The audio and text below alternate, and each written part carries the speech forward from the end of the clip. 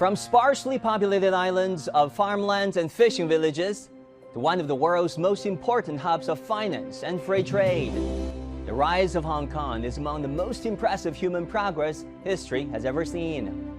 The city was rated the world's freest economy in 2021 by Canada's Fraser Institute. It comes fourth on the 2019 UN Human Development Index, and it ranked fifth in IMD's 2022 list of the world's most competitive economies. And all this was not preordained. The city has had more than its fair share of adversities, from wars and revolutions to colonization and occupation, from economic crises to public health emergencies. How did Hong Kong get to where it is today? And with the current difficulties, where is the city headed? July 1st, 1997, Hong Kong Convention and Exhibition Center. The day when Hong Kong was handed back to China from the British rule. I was a 12-year-old teenager watching the ceremony on television. Can't claim that I understood everything, but I do recall a sense of pride, the sheer joy of welcoming my fellow compatriots back to the motherland, the tears of the daughters of Chris Patten, the last British governor of Hong Kong, and also the song that played on television so frequently that you couldn't possibly forget. 请别忘记我，永远不变黄色的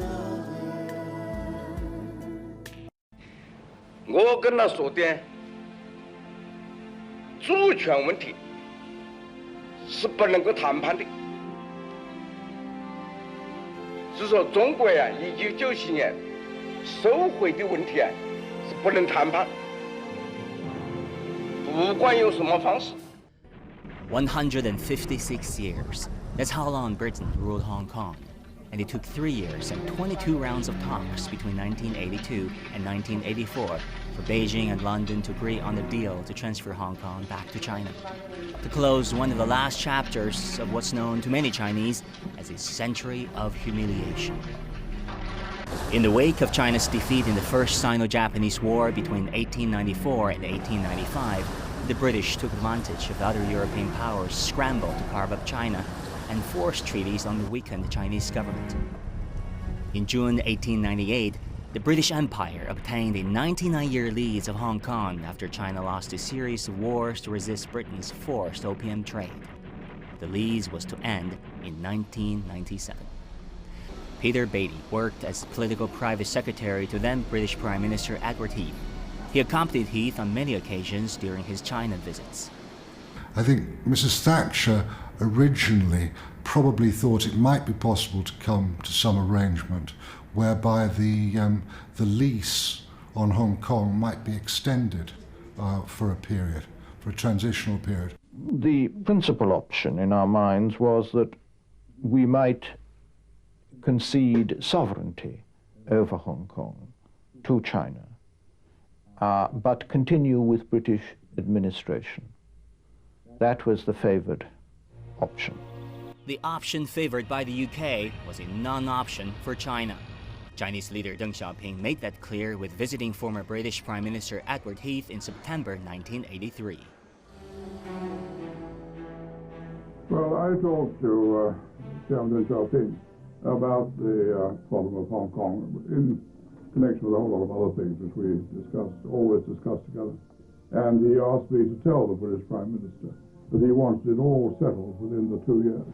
Years of negotiation led to the Chinese-British Joint Declaration, where one country, two systems became the organizing principle for China's governance of Hong Kong post-1997. Established as a special administrative region of China, Hong Kong is required by law to maintain its autonomy and retain its economic and political systems for 50 years. We're halfway through this 50-year mark, and speculation is mounting over what would happen in 2047.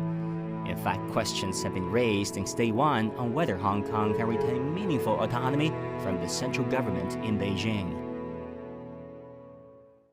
On July the 2nd, 1997, one day after Hong Kong's handover to China, a major financial crisis began to grip East Asia and Southeast Asia. Hong Kong was among the worst hit. Now, in retrospect, many believe that the central government, being the backbone of Hong Kong, offered just the right amount of support.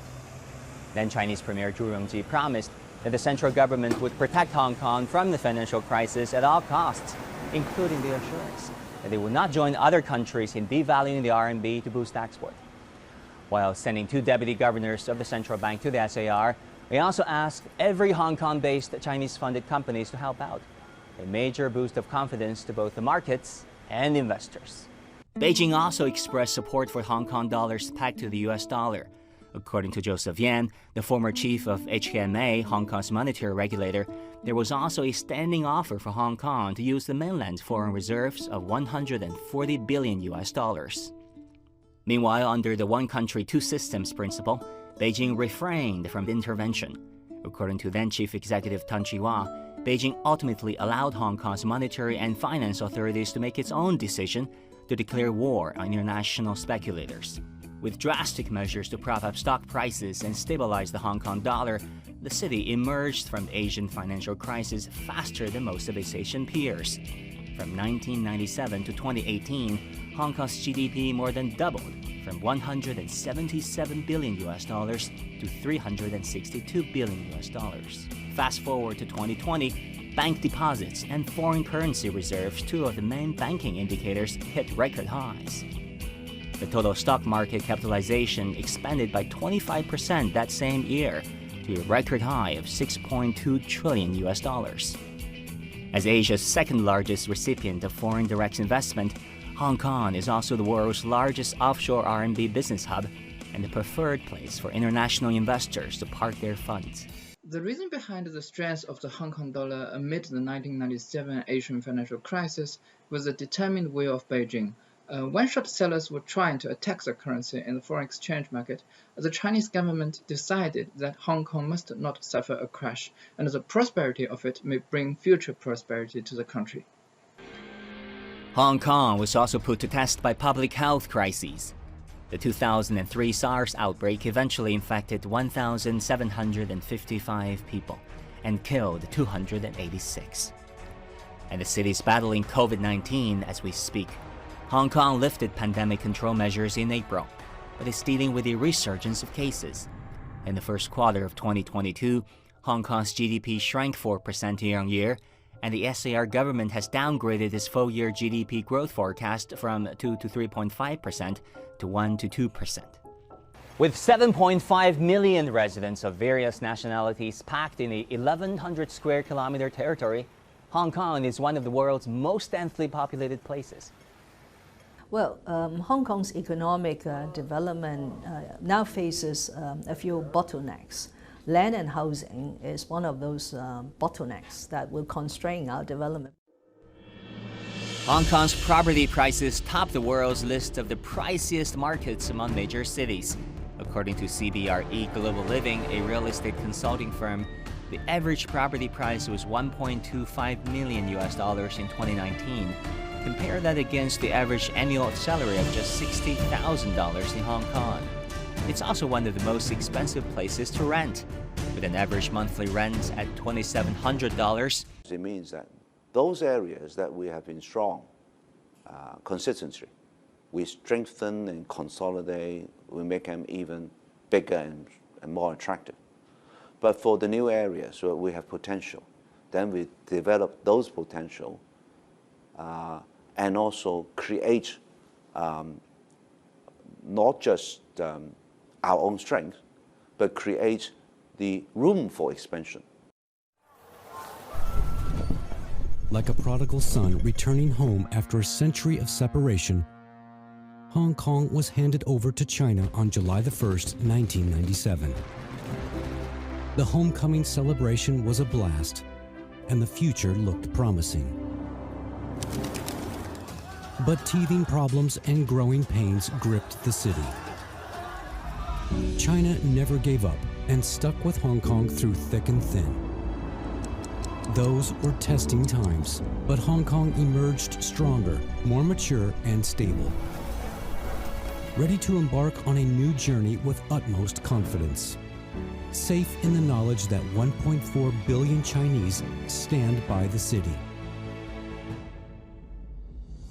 Admiralty, the eastern extension of the central business district on Hong Kong Island. A major site swept by protesters twice in 2014 and 2019. The 2014 occupation, in which protesters rejected Beijing's proposed reforms to Hong Kong's electoral system, caused the area's closure to traffic for 77 days. Schools were suspended, shops shuttered, and the economy stricken. As this Gallup poll shows, in 5 years following the protests, nearly 7 in 10 Hong Kong residents did not have confidence in the Hong Kong government. 6 in 10 lacked confidence in the police force. Summer 2019. A brutal murder case prompted Hong Kong authorities to allow transfer of fugitives to jurisdictions with which Hong Kong does not have an extradition deal, including the Chinese mainland, Taiwan, and Macau. While Hong Kong by then had mutual extradition agreements with 20 jurisdictions around the world, including the US and UK. Though some 900,000 people signed an online petition to support the proposal, the voice of the opposition grew louder. In 2019, unrest swept the city, disrupting social order and paralyzing public transport. But if you put enough fear in people, they believe in anything. The protests quickly escalated. Many high school and university students marched on the streets, venting their anger not just over the extradition bill, but also long simmering social and economic issues. This is the first time it's really affecting the human rights as well as the freedom of everyone, not only the protester, but everyone in Hong Kong. Yes, Hong Kong is an autonomous region where its autonomy should be respected in letter and in spirit. But even the most conservative political analysts would argue that autonomy should not slip into lawlessness, anarchy, or cause for independence, as was the case on a few occasions during the riots. At the forefront was Hong Kong's youth. A field study surveyed over 6,000 questionnaires handed out at 12 anti-extradition protests between June the 9th and August the 4th, 2019. According to the survey, 58% of the participants were aged 29 or younger, while more than 26% were between 20 and 24 years old. They were dressed in black t-shirts and violently shaking their fists. They organized on encrypted messaging groups and handed out helmets and goggles at rallies. And when the police had to fire tear gas at them, they fought back. The media is one-sidedly showing the police resisting protesters during the clashes, but didn't. They edit out shots of protesters throwing bricks and steel rods. Adding fuel to the fire was foreign intervention under the guise of democracy. We have a large consulate there that's in charge with taking care of the Hong Kong Policy Act passed by Congress to ensure democracy in Hong Kong. We also have funded millions of dollars of programs through the National Endowment for Democracy to help democracy in Hong Kong.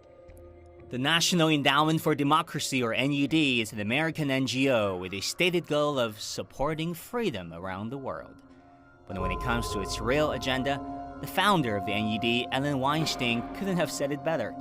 He confessed in 1991 that a lot of what we do today was done covertly 25 years ago by the CIA. According to data from the NED, from 2019 to 2021, it has offered so-called awarded grants totaling $2.5 million to Hong Kong in name of human rights protection, defending rule of law, and promoting policymaking. Where I am in Latin America, the NED has been banned in numerous countries because of its role in supporting violent coup attempts, of its role in supporting extremist groups that carry out violence against elected governments. And in Latin America, it's only one example. We see that the NED plays a very similar role in Asia and other countries, and effectively, it operates as an arm of US government soft power to destabilize foreign governments where Washington seeks regime change. Alarmed by waves of unrest, in June 2020, a national security law was passed by China's top legislature to deal with law and order issues in Hong Kong. We did not have stability in the past 12 months, the kind of stability and the level of stability that Hong Kong is so used to.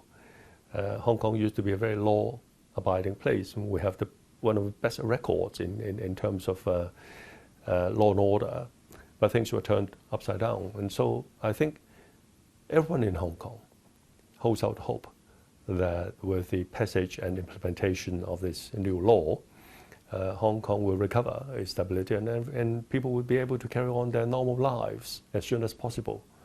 And for the first time, it specifies 4 types of criminal acts: secession, subversion of state power, terrorist activities, and collusion with foreign forces. The purpose of this piece of legislation is not just to punish, it is also to deter people from committing such serious offenses. Every country in the world needs national security legislation. So why should Hong Kong be an exception? In 2021, Beijing announced a new rule that says only patriots can run for elected offices in Hong Kong. And that has gotten some people in the West nervous again. Some think it is a foregone conclusion that Hong Kong's democracy will be further undermined and its freedom compromised. It constitutes a clear violation of the autonomy of Hong Kong and a direct threat to the freedoms of its people. And therefore, I'm afraid to say, it is a clear and serious violation of the joint declaration, the treaty between the United Kingdom and China. Well, a few things to bear in mind here. China is not the only country where patriotism is a requirement to run for office, though. If you read the U.S. Constitution, you will find requirements for love of country for political candidates too. Section 3 of the 14th Amendment to the U.S. Constitution said a person cannot run for Congress, president, or any office if he or she has engaged in insurrection or rebellion against the state, or has given aid or comfort to the enemies thereof. While in Hong Kong, days after days of violent protests descended the city into chaos. Mobs vandalized subway stations and defaced the national emblem at the Chinese government's liaison office. When they tied up a Global Times reporter and beat him up for expressing support for Hong Kong police, where was freedom of speech? When police found some 4,000 petrol bombs and other weapons on a wrecked campus and were attacked by rioters, ask what country in the world would tolerate violence at this level? With tightened measures to restore law and order, Hong Kong's economy largely benefited. Since the enactment of the national security law, market capitalization of newly listed stocks exceeded 650 billion Hong Kong dollars, up 30% year-on-year. The daily trading volume in Hong Kong's stock exchange exceeded 150 billion Hong Kong dollars, up 60%. Like a prodigal son returning home after a century of separation, Hong Kong was handed over to China on July 1st, 1997. The homecoming celebration was a blast, and the future looked promising. But teething problems and growing pains gripped the city. China never gave up and stuck with Hong Kong through thick and thin. Those were testing times, but Hong Kong emerged stronger, more mature and stable, ready to embark on a new journey with utmost confidence, safe in the knowledge that 1.4 billion Chinese stand by the city. Hong Kong has been put through the ringer. With the unrest in 2019 and the ensuing waves of COVID-19 pandemic to the implementation of the national security law in 2020, the U.S. then rolled back Hong Kong's special trade status, which begged the question, could Hong Kong remain a global financial hub? Hong Kong is surrounded by the South China Sea on all sides except to the north, where it neighbors Shenzhen. 25 years in, 7 land crossings now see waves of border hoppers every day. 88-mile Guangshengang XRL connects Beijing and Hong Kong via Guangzhou and Shenzhen, cutting the ride from 24 to 9 hours. The Hong Kong-Zhuhai-Macau Bridge, a 34-mile mega-project, links the mainland, Macau, and Hong Kong by bridge and undersea tunnels. The world's longest sea crossing, moving every single piece of the giant structure is an eye-popping challenge.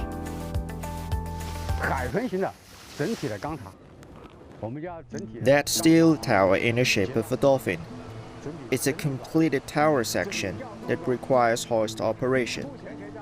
Currently, it's the largest steel tower in China. It weighs 2,650 tons and is about 105 meters high. It's extremely difficult to manufacture, transport, and install.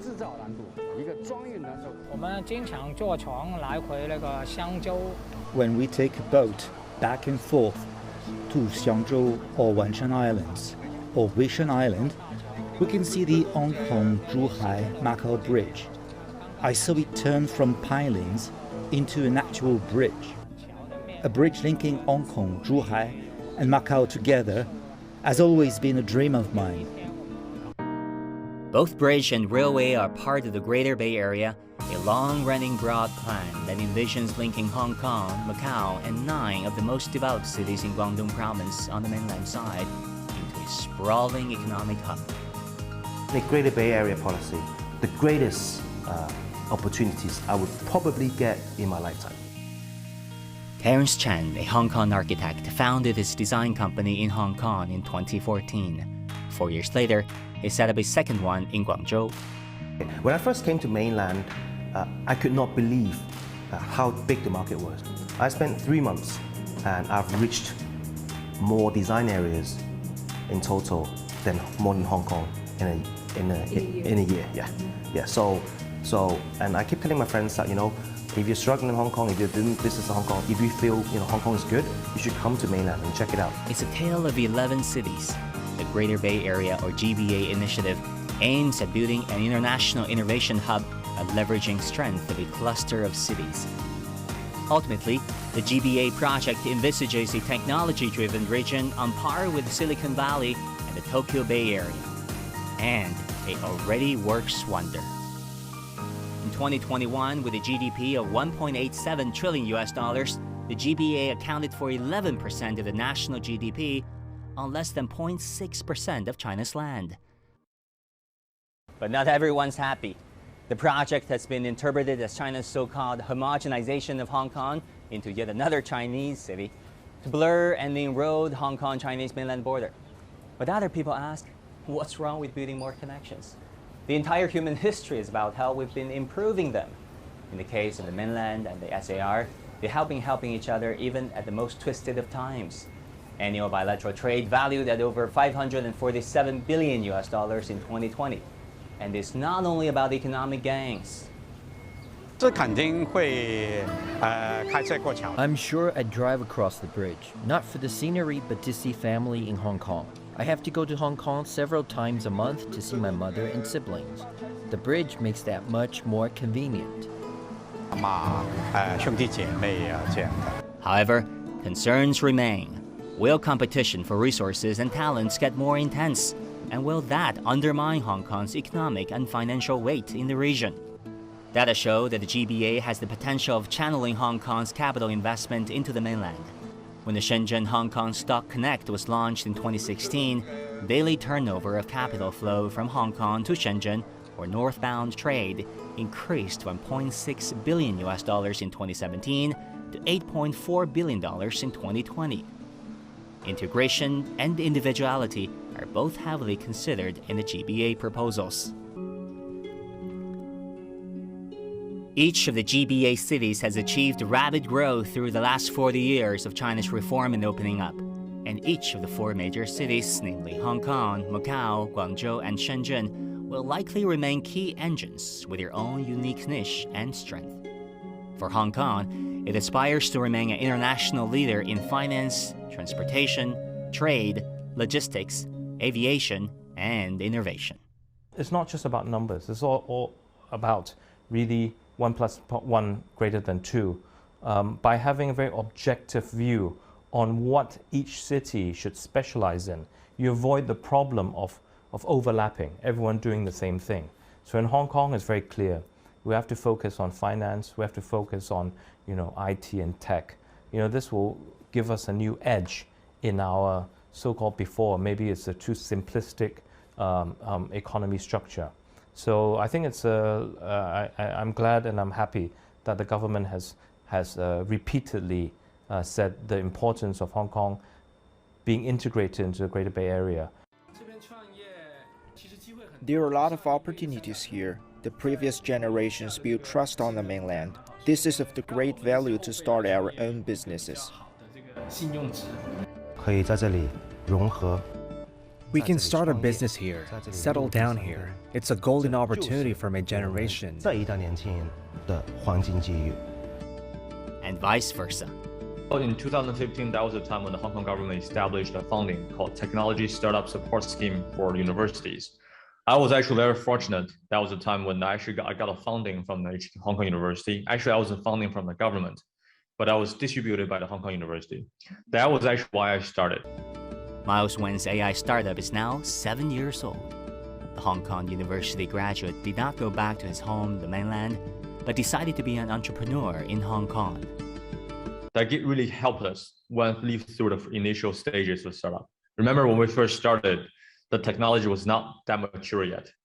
We had zero income for the first 3 years. The first 3 years, we're just living with our belt tight. We had zero income. And on the fourth year, all of a sudden, we managed to deliver a breakthrough. Our technology finally started work in the industrial setup. And once we started growing, we're growing really fast. We've been maintaining over 2 to 3 times growth on every year over the past 4 years after we started making the first order. From Changchun to Hong Kong to whichever city he stays, it's just a matter of miles, as in his name. Everyone can tell you a thing or two about the Hong Kong they know. World Market sees it as a trade port and a pulsing financial hub. For its Asian peers, Hong Kong is always a force to be reckoned with. An inspiring place for artists and musicians, a vibrant cultural blend for life lovers, while it could also be a crowded city for many. And if you ask those who witnessed the handover in 1997, they'd probably tell you that Hong Kong is a lost pearl recovered. Over the years, Hong Kong has been put to the test by political unrest, the Asian financial crisis, public health emergencies, and the sometimes difficult relationship with Beijing. Yes, there certainly has been chaos, but there's also this bond with the mainland, which has withstood all and risen above. A bond between this unique place and its motherland, a bond between people, old and young, and a bond that has been forged further together.